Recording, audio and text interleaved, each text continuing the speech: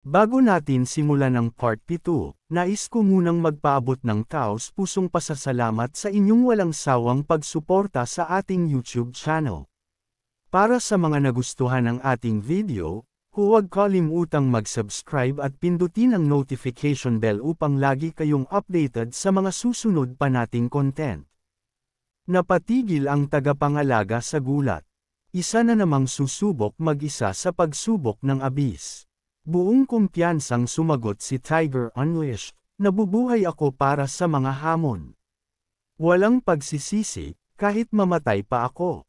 Binigyan siya ng 2 babaeng kasama niya ng swerte at sinabi nilang hihintayin nila siya sa labas para sa mabuting balita. Ngumiti si Tiger Unleashed, nag-thumbs up, at nagsabi, huwag kayong mag-alala. Hindi kayo maghihintay ng matagal. Hindi makapaniwala ang tagapangalaga sa kanyang nakita. Talagang kakaiba ang mga bisitang ito mula sa ibang mundo. Pagkalipas ng 5 minuto, tumakbo palabas si Tiger Unleashed, sugatan at sumisigaw, pagalingin niyo ako. Agad siyang tinulungan ng kanyang mga kasama at nagtanong, anong nangyari sa loob? Sumagot si Tiger Unleashed, mutado at nakakatakot ang mga halimaw doon. Hindi sila ganoon kaina para madaig ng kahit sinong mag-isa. Binigyan siya ng isa sa kanyang mga kasama ng healing potion at napagtanto nilang hindi basta-basta ang pagsubok sa antas ng abis. Samantala, sa Great Rift, sa isang antas 20 na pagsubok ng abis, dumating si Yashao upang mag-level up. Ngunit nang tumingin siya sa paligid, nagulat siya kung gaano kasigla ang komunidad. Hindi mapigil ang mag-usap-usap ang mga tao, nagtatanong ng mga bagay tulad ng, sino ba talaga si Yashao? Anong klaseng bug ang ginagamit niya para makapag-level up ng ganoon kabilis? Ngunit ayaw ni Yashao na makilala ang kanyang pagkatao. Gusto lamang niyang maging tahimik at mag-focus sa pagpapalakas. Umupo siya sa lupa at pinanood ang tanawin habang ang kanyang kasama, ang halimaw na si Little Gray, ang lumalaban sa mga halimaw para makakuha ng karanasan.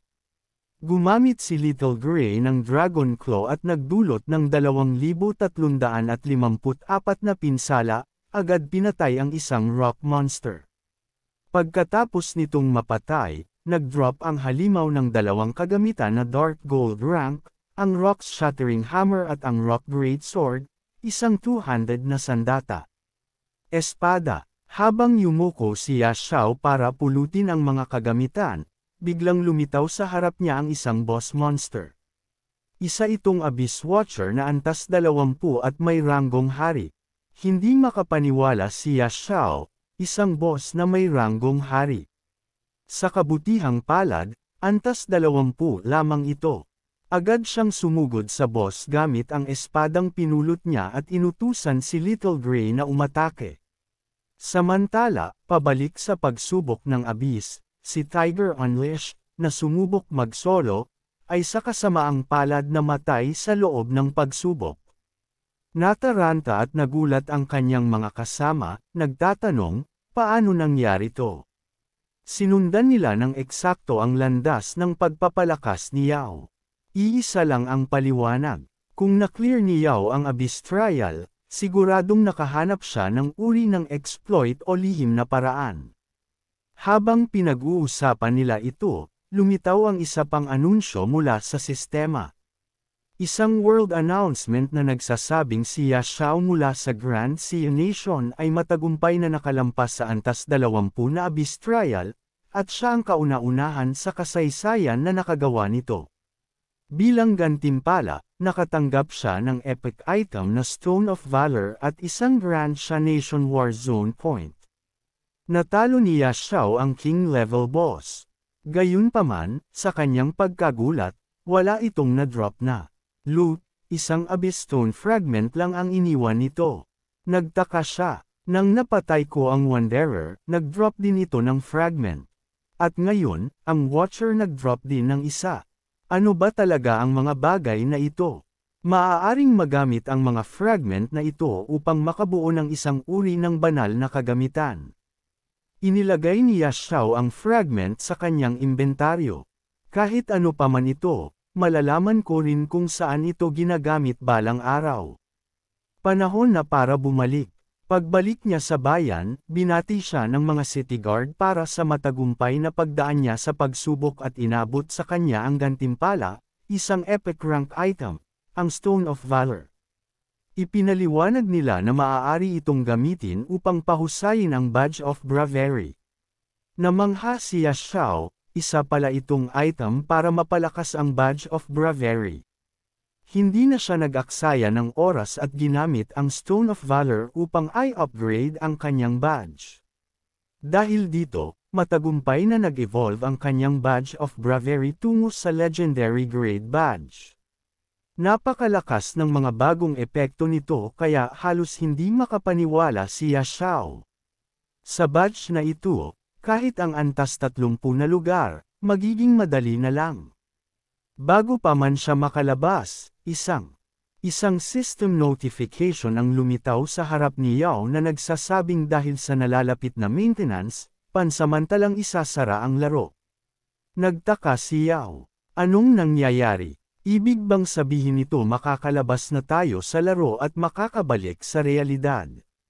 Nakatanggap din ng parehong abiso ang ibang mga manlalaro at natuwa silang makita na sa wakas ay makaka-logout na sila at muling makikita ang kanilang mga pamilya.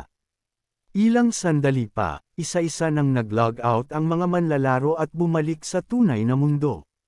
Sa tunay na mundo, sa bahay ni Yao, agad niyang binuksan ang telebisyon at nagsimulang manood ng balita tungkol sa laro kung saan sinasabi ng reporter na matapos ang Daxia, pati ang United States ay nilamon na rin ng Apocalypse game. Ayon sa mga eksperto, inaasahang kakalat sa buong mundo ang phenomenon na ito ng supernatural na laro. Ang pagkatulog at automatikong pagdadala sa loob ng game Apocalypse ay naging isang problema na kailangang harapin ng buong sangkatauhan. Isang manlalaro na nagngangalang Mang Hu Chulong ang natagpuang patay, parehong sa laro at sa tunay na buhay, na nagdulot ng nakakatakot na mga pangamba. Gaano nga ba kadelikado ang pagsubok sa Abyss difficulty? Anong hinaharap ang naghihintay sa mga ordinaryong manlalaro? Sa paghahanap ng kasagutan, nag-imbita ang isang reporter ng isa sa mga nangungunang manlalaro, si Ching Fong, upang pag-usapan kung paano ligtas at matagumpay na mag-level up. Sinabi ni Ching Fong sa reporter na pinangunahan niya ang isang koponan upang masakop ang hard difficulty advancement trial.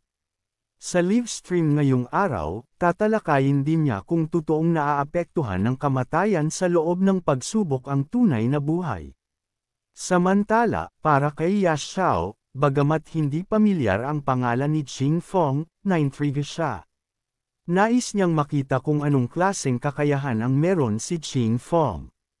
Tinanong ng reporter si Ching Fong bilang unang manlalaro na nakalampas sa hard difficulty advancement trial at nag-iisa pagkatapos ni Yao na nakalampas sa isang advancement trial, ano ang pakiramdam mo?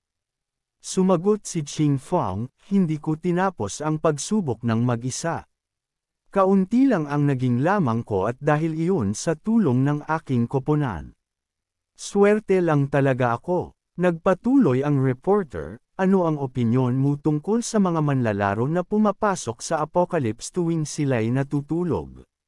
Sumagot si Ching Fong, tungkol sa pag-iral ng Apocalypse, hanggang ngayon ang mga opisyal ay wala pa ring paliwanag ang mga opisyal. Ngunit ang pag-survive sa mundong ito ay mas komplikado kaysa sa iniisip ng marami. Pagkatapos, tinanong muli siya ng reporter. Nalaman din namin na si Xiao, isang manlalaro mula sa Daxia, ay nakalampas na ng 2 beses sa Abyss difficulty trial. Bilang kapwa top player, ano ang masasabi mo? Sumagot si Ching Fong, sa totoo lang, hindi kami magka-level ni Xiao. Kahit pagsamahin pa ang lakas ng lahat ng manlalaro sa leaderboard, malamang hindi pa rin nila siya matatalo. Samantala, sa ibang lugar, may isang lalaki na nakasuot ng puting suit na nanunood ng panayam at biglang napagtanto ang isang bagay. Kung mapapapasunod ko ang isang tulad ni Yao, makakamit ko ang absolutong kapangyarihan sa mundo ng Apocalypse. Lumingon siya sa kanyang butler at inutusan, gamitin ang lahat ng resources. Alamin ang lahat tungkol sa taong ito, si Yao. Kasabay nito, iniisip din ni Yao ang mga nangyari. Hindi inaasahan ang system maintenance ng laro at sapilitang pinalog out ang lahat ng manlalaro. Makakapasok lamang muli sa laro ang mga manlalaro kapag sila'y natutulog. Nang makita niya ito, naisip ni Yao, mas mabagal ang pagsakop ng Apocalypse sa realidad kumpara sa dati kong buhay. Pero mabuti ito, nagbibigay ito sa akin ng malaking pagkakataon para mag-level up ng mas mabilis. Para sa mga Beast Tamers, mahalagang yugto ang level 30. Sa antas na iyon, nagbubukas ng karagdagang beast slot. Hindi ko na kailangang mag-isip ng masyado. Kailangan ko lang maabot ang level 30 agad. Hindi na siya nag-aksaya ng oras at muling nag-log in sa laro at pumasok sa level 30, Grey Mist Valley. Tinawag niya si Little Gray at nagsimulang manghuli ng mga halimaw para mag-level up. Gumamit si Little Gray ng teknik na stun upang pigilan ang paggalaw ng halimaw, at sinundan ito ng fire breath na agad pumatay sa mga ito. Pareho silang umangat sa level 24. Tuwa-tuwa si Yaya sa bilis ng kanilang pag-level up. Samantala, sa Hindi Town, nagulat ang mga manlalaro nang silipin nila ang leaderboard. Hindi makapaniwala ang lahat sa bilis ng pag-level up ni Yao. Muli na naman siyang tumaas ng antas, at ang agwat niya sa pangalawang pwesto ay mahigit doble na. Maging si Ching Fong ay nabigla. Akala ko babagal na ang pag-level kapag mataas na ang level. Dapat nga ay nakakahabol na ang iba ngayon. Ngunit sa halip, lalo lang lumalaki ang agwat. Tinangkang pasayahin ng isa sa kanyang mga kakampi si Ching Fong. Hindi naman talaga siya ang kalaban natin simula't simula. Sa antas na yan, ibang level na siya. Maaaring hindi tayo ang pinakamahusay, pero mas magaling pa rin tayo kaysa sa karamihan.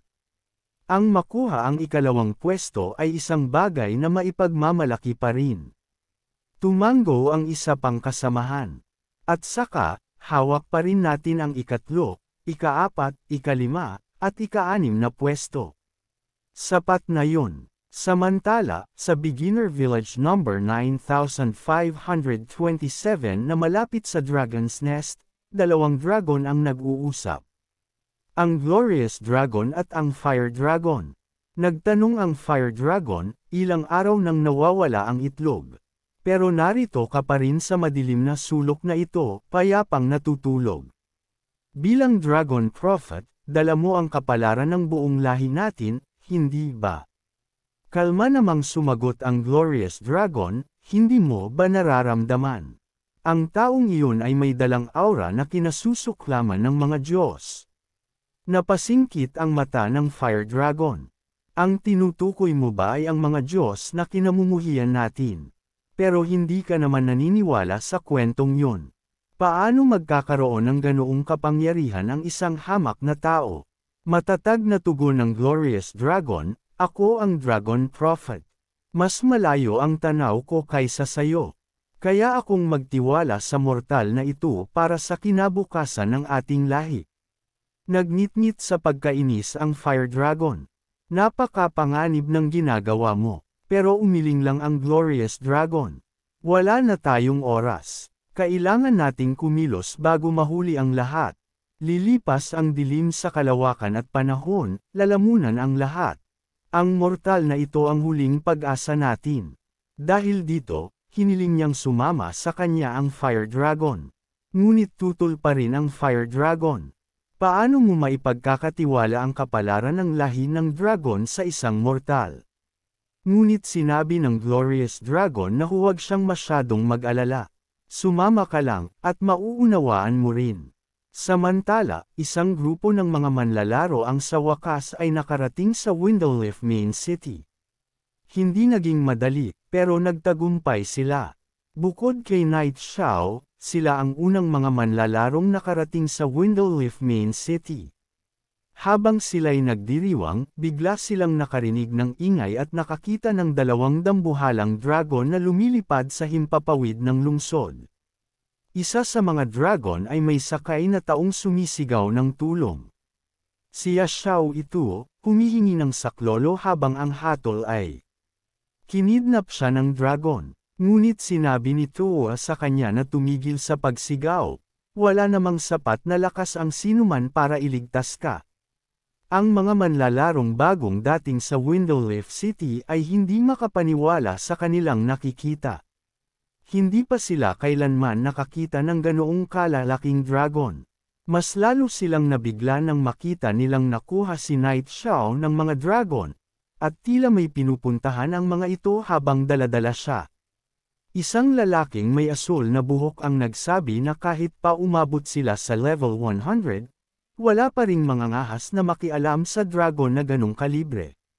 Tinanong siya ng isa sa kanyang mga kasama kung dapat ba nilang sundan ito, pero agad siyang binalaan ng asul na buhok, iyan ang Judgment Dragon. Isang pagbahing lang yan, tapos tayo lahat. Wala tayong laban para iligtas siya. Mabilis na kumalat ang balita sa komunidad. Ang mga manlalarong nakasaksi mismo ng pangyayari ay nagkwento sa lahat. May dragon boss na lumitaw sa labas ng Windleaf City, isa sa mga pangunahing lungsod, at may isang kawawang manlalaro ang nadakip. Ibinunyag ni Big Shot Ching Fan Ku na ang nadakip na manlalaro ay maaaring si Night God. Ano ang ibig sabihin ng mahuli ng dragon? Ito ang tanong ng maraming manlalaro. Narito ang sabi ng mga ordinaryong manlalaro, mga top player, at ng isang veterano sa leaderboard na gulat na patigil ang mga manlalaro sa buong mundo. Bakit si Night Xiao ang hinuli ng dalawang dragon? Ang iba sa kanila hindi pa nga nakakita ng dragon, pero si Night God, nakikipag-ugnayan na sa kanila. Kaya pala ang taas ng level niya. Pinapa-level up siguro siya ng mga dragon. Sobrang bilis ng progress niya. Naiinggit ang iba, iniisip na, kung ganun tayo kalakas, baka level 30 na rin tayo ngayon. Paano na si Night Xiao, nakikisalamuhan na sa mga high-level creatures? Grabe yun. Samantala, dinala ng dalawang dragon si Yao sa kanilang dragon lair at pinakawalan siya. Medyo takot si Yaya, nagtataka kung bakit siya kinidnap ng dalawang dragon. Pero nang titigan niya ang mga ito ng mabuti, napansin niyang pamilyar ang kanilang anyo. Napangisi si Toa at tinanong si Xiao kung nakalimutan na ba niya ang mga kabutihang ginawa niya noon. Ang dalawang dragon na ito ay sila rin ang mga dragon na ginulo niya dati. Doon lang napagtanto ni Xiao na delikado ang lagay niya. Ang isa sa kanila ay nanakawan niya ng itlog, at ang isa naman ay ninakawan ang kanilang tahanan. Hindi maganda ang takbo ng mga pangyayari. Lumapit ang Fire Dragon kay Yao at tinanong siya kung hindi ba siya natatakot. Bagaman halatang takot, buong tapang na humarap si Xiao sa dragon at sinabi, "Pwede mo akong patayin o sunugin. Gawin mo ang gusto mo, pero hindi ako natatakot sa'yo." Ngunit sa loob ng kanyang isipan, ang totoo'y iniisip niya, sino ba naman ang hindi matatakot? Ang magsabi ng hindi ay siguradong sira ang ulo. Pero sinigurado ng pulang dragon kay siya na hindi niya kailangang matakot. Ibinunyag nito na ang dragon egg na kinuha niya siya ay ang huling pag-asa ng lahi ng mga dragon. Dinala nila siya roon upang bigyan siya ng isang dakilang pagkakataon. Medyo nalilito, tinanong ni Yao kung si Little Gray ba ang tinutukoy nila. Nagalit ang Fire Dragon nang marinig na pati dragon ay pinapangalanan niya ng kaiyahiyang pangalan. Ngunit iginiit ni Yao na gustong-gusto raw talaga ni Little Gray ang pangalan na iyon. Nang himasok ang pulang dragon at sinabing wala na silang gaanong oras, sumang-ayon ang Fire Dragon, at sabay silang lumipad sa langit, umaawit ng mga panalangin sa pangalan ng Diyos ng mga dragon. Samantala, nalilito at natatakot si Yao, kaya tinanong niya, "Anong balak ninyong gawin sa akin?" At bigla siyang sumunod ng nervyoso, yung kanina, biro lang yun. Kung papayagan niyo akong mabuhay, gagawin ko ang kahit anong gusto niyo. Maging si Toad ay nagtangkang magpaliwanag, sinabing, hindi ko nga siya ganun kakilala. Wala talaga akong kinalaman sa pagnanakaw ng dragon egg. Ngunit hindi sila pinakinggan ng dalawang dragon. Nagpatuloy sila sa kanilang pag-awit ng dasal, at biglang lumabas mula sa kanilang mga katawan ang napakalakas na enerhiya papunta sa isang napakalaking estatwa ng dragon sa kanilang harapan. Dahil sa enerhiyang iyon, nagsimulang lumiwanag ang mga mata ng estatwa. Tapos, tumalikod ito patungo kay Yao at ipinagkaloob sa kanya ang basbas ng lahi ng mga dragon. Nakatanggap siya ng bahagi ng kapangyarihan ng Diyos ng Dragon. Samantala, sa Doomsday Forum, may malalaking pagbabagong nagaganap sa buong server. Patuloy ang pamamayagpag ng Daxia Nation, sinasakop ang buong top 100 sa level rankings. Ngunit may pagbabago sa ikalawang pwesto ng leaderboard. Si Ginexing ay nagpakita ng pambihirang kakayahan bilang assassin, umakyat sa level 14, at pinalitan si Mingo Ruyo, habang pinalawak ang agwat. Nanatili pa rin si No sa tuktok, ngunit hindi pa siya. Umangat siya ng antas sa loob ng 3 araw. Bumagsak na ba ang bagong Diyos? Mula nang kunin siya ng mga dragon, nananatili si No sa level 30 ng mahigit 3 araw, kaya nagtataka na ang mga manlalaro kung anong nangyari sa kanya. Patuloy nilang tinatanong, may nakakaalam ba kung anong nangyari? Ano talaga ang nangyari kay Night God? Walang may alam, pero base sa karaniwang bilis niya, malamang ay may hindi inaasahang nangyari. May ilan na nag-iisip, ang madakip ng dragon, baka bahagi ito ng isang extreme plot. Isang hidden quest. Ang iba naman ay nagduda, baka may madilim na kasunduan si Night God sa mga dragon para makapag-level up. Ngayon na max level na siya, baka kailangan na niyang bayaran ang kapalit gamit ang katawan niya. Malamang may daya siyang ginawa para mapunta sa tuktok. At ngayong nalantad na, pinaparusahan na siya. Isang manlalaro sa karamihan ang nagsabi sa kaibigan niya na may alam daw ang kakilala niyang may insider info. Tapos na si Knight siya. Hindi na yan babalik, hindi sa loob ng 3 araw, ni sa loob ng 30. Nagtanong naman ang isa, sino ba yung kaibigan mo? Kasi pati ang mga top players tulad ni Monguyu ay nagsabing wala silang alam tungkol kay Knight siya. Kung pati sila walang alam, paano malalaman ng kaibigan mo? Samantala, pagkatapos matanggap ang basbas ng Diyos ng Dragon, lumakas si Yao at nawala ng malay. Pagdilat ng kanyang mga mata, napunta na siya sa isang level 40 monster hunting area, at wala na ang 2 dragon.